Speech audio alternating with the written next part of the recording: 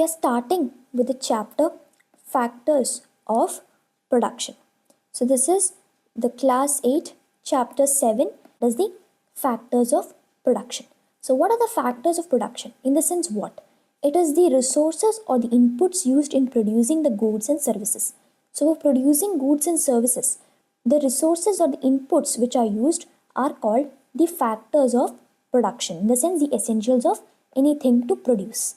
So for this, the businesses will combine the various inputs or the factors of this production to create the goods and services, to create economic activities. So they also perform the economic activities to engage people in economic activities.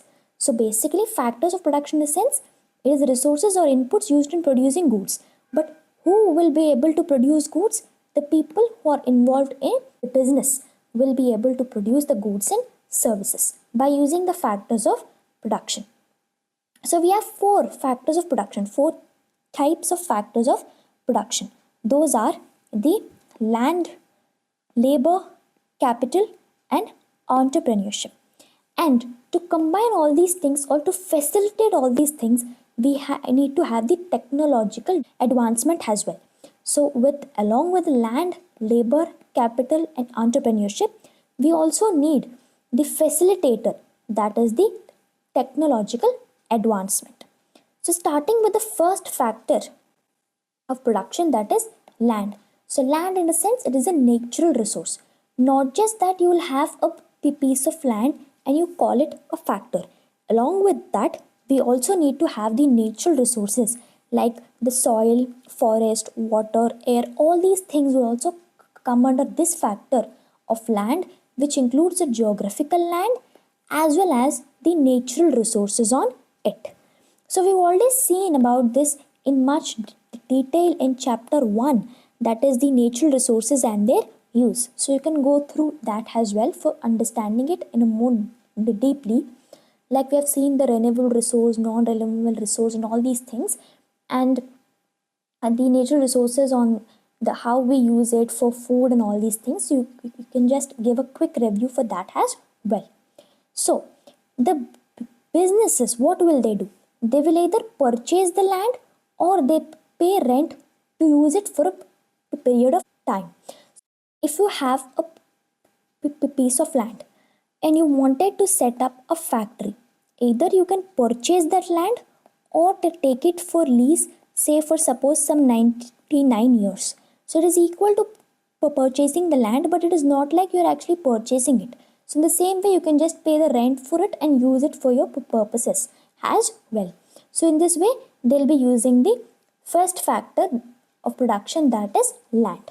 Moving to the next one, that is the labor.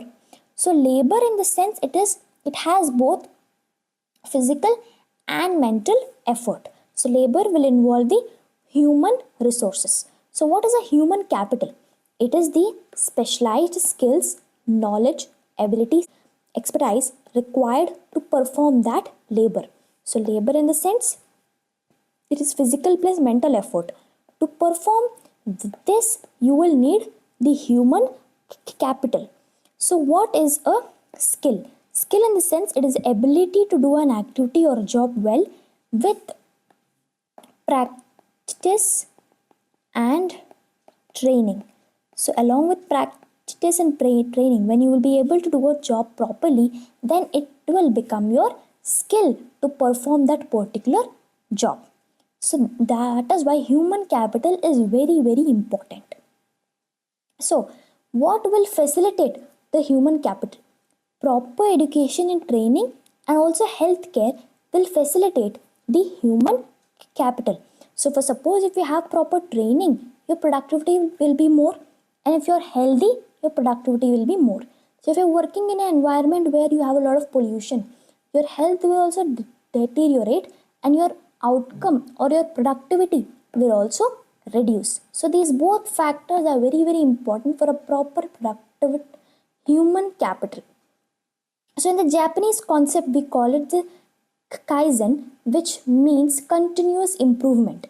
So they applied this concept since the mid-1950s, and this has increased their standard of living. And Germany as well, you can take this as a case study, that they have high quality industrial output. They have high quality industrial output because they have high value on punctuality, attention to every detail, and quality. So it is very, very important to adopt these features of both the Japanese concept and the Germany, that they work on minute details like punctuality and to improve their quality. And that is the reason why Germany is the global leader in technology and manufacturing, because they have used their human capital, they have narrowed the use of the human capital in a productive manner. And there are certain challenges to the human capital as well. First one is the literacy rate. So in India, as per the World Bank estimates to 2023, the adult literacy rate in male is 85%, while in female it is 70% in India. And another thing to note is in the Economic Survey of India 2024, they've observed that 65% of the people are below the age of 35. In the sense, we have younger people in India. So we have young individuals in India. So productivity should naturally increase when we narrow down and increase the productivity by facilitating the human capital. So we have the population to perform the work, but we need skilled workers, and we have to create the environment to engage all these people into productive human capital. With this, we have completed the human capital. So next, moving to the other factor, that is the capital. Capital in the sense, they are the monetary resources or the durable assets. Durable assets in the sense, the machinery, tools, equipment, vehicles, all these things will come under the durable assets. While the monetary resource in the sense, it is money. So capital in the sense, it is investment. So if you want to perform a business, investment is very, very important. But where do you get the capital from? For suppose if you wanted to just open a small shop, then smaller investments will be enough. But if suppose if you wanted to set up factories or a group of industries and all these things, it requires larger investments. So for smaller investments, you can get your capital from your personal savings or from your friends and family. Or you can go up to the extent of bank loans as well for your smaller investments.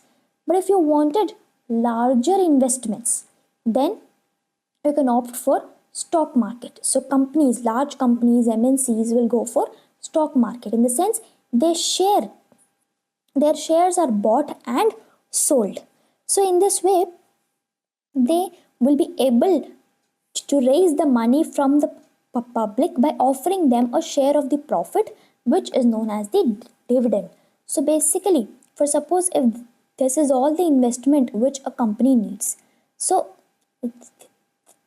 this much is already available for that company. They were able to raise the investments until this portion. So for the remaining portion, they will be selling the company shares, and the public will be buying and selling these shares. And if the company will get the profit, then they'll be sharing the profit with the shareholders in the form of dividend. So this is how the stock market will work. So for the smaller investments, you will go for your personal savings and from your friends and family. For the larger investments, you can either go for bank loans, or that is the companies will go into the stock market by selling their shares. So in this way, they will be able to raise their capital. So with this, we have completed the capital as well. Now moving to the entrepreneurship. Entrepreneurship in the sense, it is starting your own business or creating something new to solve a problem. So suppose there is some problem in the society and you have found some innovative solution to it, and then you will start your own business or creating something new for finding the solution of that particular problem, then it will become entrepreneurship. So you will become an entrepreneur. So the startup is a similar way, that is the entrepreneur venture with limited resources. They'll start with limited resources, but they'll focus on rapid growth and expansion, and also using the technology as well. So this is the main purpose of startup, that they will seek rapid growth and expansion, but they'll have to start with limited resources. So what will an entrepreneur basically do? So he is the one who will identify a problem and find an innovative solution, and then they'll be risking and investing the money and their time on that particular thing which they have actually thought, the solution which they have thought, and then they'll be taking some key decisions to operate the business, and then they'll combine the various factors of production, that is the land, capital, investments, and the entrepreneurship, everything, and they will be combining all these factors of production and finally contribute for the welfare of the society. So whatever business you take, at the end of the day, they'll contribute to the welfare of the society. Finally, we'll be reading the case study which is provided in the NCERT about J.R.D. Tata, who was an entrepreneur, industrialist, and philanthropist. Jahangir Ratanji Dadobai, J.R.J. Tata, was one of India's greatest entrepreneurs and played a key role in building modern India. He was born in 1904 and became the head of the Tata Group, one of the largest business groups in the country. He believed that businesses should not only make money but also help society. He started India's first airline, Tata Airlines, in 1932, which later became Air India. Under his leadership, the Tata Group expanded into many areas like steels, car, power, and chemicals. J.R.D. Tata was also known for caring about his workers and believed in providing them with good working conditions. He was a man of vision, hard work, and honesty. In 1992, he received Bharat Ratna, India's highest civilian award, for his great service to the nation. So, in the next part, we'll be starting with the technology and enabler of production.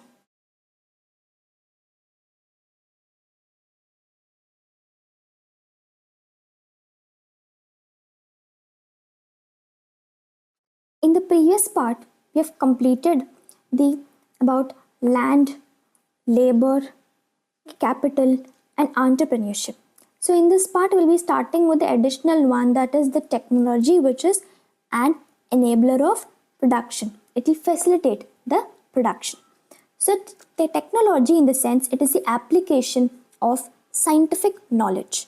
So it is very, very important additional factor of production. So it will facilitate the production in more possible ways. So nowadays, newer and advanced technological advancements are applied in various areas, making our lives easier. For example, the payments can be made at a click of a button through UPI, Unified Payments Interface. Farmers can get advanced weather updates by, and global positioning systems can discover the shortest routes for transporting goods, and so on. So this process makes it easier for people and businesses to get things done and improve how they work. For example, instead of sending letters by post, we now use email to communicate with people quickly and at a lower cost. However, remember that technological progress does not always mean replacing the old technologies, such as like pulleys and wheelbarrows are still in use. A variety of online courses are available for students to, through government platforms like Swayam, study webs of active learning for young aspiring minds, which offers courses from grades 9 onwards and operates on a massive open online courses through which learners can explore subjects like robotics, aquaculture, textile printing, and so on that are free of cost. Students benefit from learning at their own pace from anywhere while pursuing other jobs or courses. Online portals like Government's National Career Service help people to find opportunities across various sectors from plumbing to accounting. This is how technology has eliminated geographical barriers, allowing people access to knowledge, skill development, and jobs in India and abroad. So, how are all these factors connected to one another? It is because of the supply chain. So, it is a network of individuals, organizations, resources, activities, and technology that are involved in the production of goods. We have seen that all these factors of production will be brought together by businesses where they'll be performing and bringing out the goods and services. For this, to combine all these factors, we will require a supply chain. So, for suppose if some product is made at one place and it have to be sold at some other place, how will you be doing it without the proper supply chain? Because you'll need the network of individuals, organizations, resources, and activities and technology that are involved in the production of goods. So it's important to remember that India is a world's second largest mobile phone manufacturer after China in 2005. So India is the second largest mobile phone manufacturer after China. So suppose first, if you wanted to manufacture a phone, starting with the R&D research, and you have to develop all these things about how a phone is made, and all these things should be properly studied, and then you need to acquire certain land and set up a factory, and then acquire the raw materials required for making that particular product, and assemble all the components of raw materials, and you have to install the software. And then whatever whole thing is assembled, you have to first of all check if everything is working out well or not.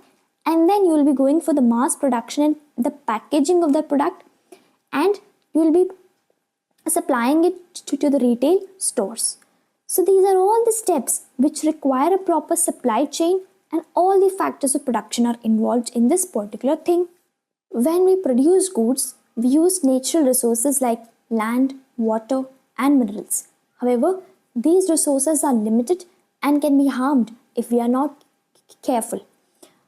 For example, in Tamil Nadu, many people earn money by working in leather factories. This helps the local economy, but the waste from these factories can pollute rivers and soil. In the same way, when old smartphones are not recycled properly, harmful substances like lead and mercury can leak into the ground and water. This pollution can be hazardous for people, animals, and plants. That is why it is important for producers to use the natural resources responsibly, so that we can meet our ends today without making it harder for the future generations to meet theirs. They should try to reduce waste, avoid pollution, and protect the environment while making the products. So it is important for producers to adopt sustainable practices to replenish the natural resources for further use. So apart from land and natural resources, we also have the responsibilities towards their workers and employees. So they have to give fair compensation and working conditions, skill development and training, workplace rights and protections. So the businesses are motivated to address social and environmental concerns in their operations to benefit society and biodiversity through the corporate social responsibility. This includes reducing the polluting activities, addressing the welfare of local communities, treating employees and customers with respect, and so on. India was the first nation in the world to bring a corporate social responsibility law in 2014 that mandated companies to spend 2% of their average profits of last 3 years on the CSR activities.